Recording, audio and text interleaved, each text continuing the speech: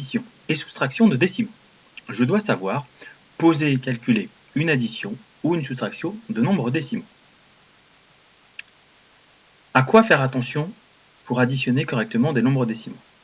Je dois faire attention à l'alignement des chiffres, aux zéros et aux retenues.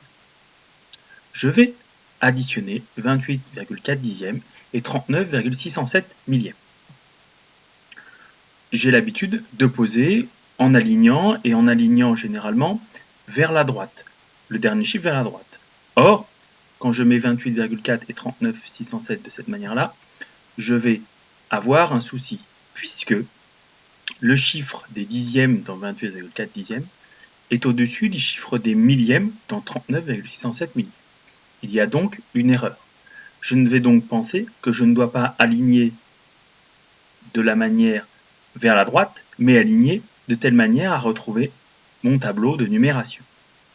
Et dans 28,4 dixièmes, j'ai bien le chiffre des unités 8 au-dessus du chiffre des unités 9, les dixièmes alignés avec les dixièmes, et ainsi de suite.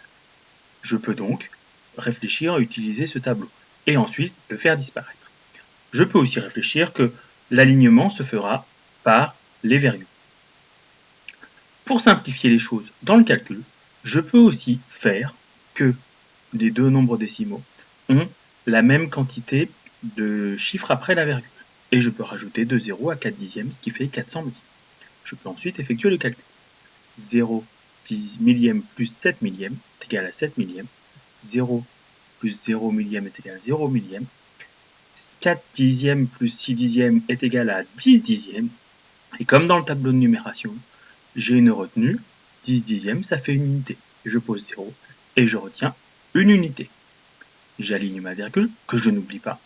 Et ensuite, je fais 9 et 9, 18. Je pose 8, je retiens 1, 2 et 1, 3, et 3 suisses.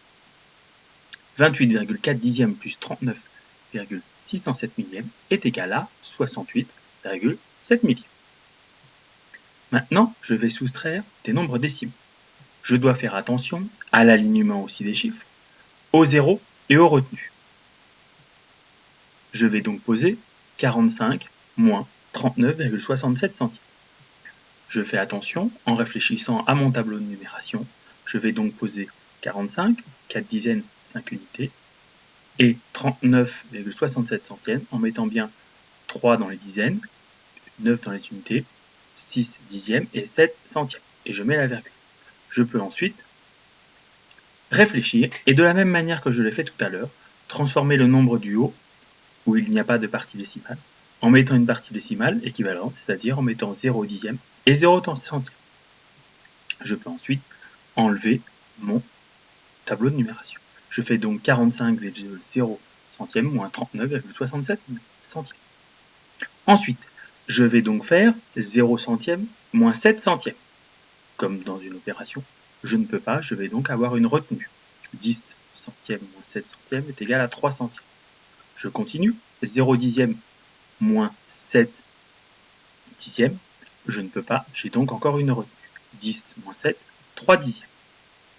5 unités moins 10, ce n'est pas possible, j'ai encore une retenue. Je fais donc 15 moins 10 est égal à 5. Ensuite, je fais 4 moins 4 égale 0. Je fais aussi attention à ne pas oublier ma virgule quand je la pose. Et donc, 45 moins 39,67 centièmes est égal à 5,33 centièmes.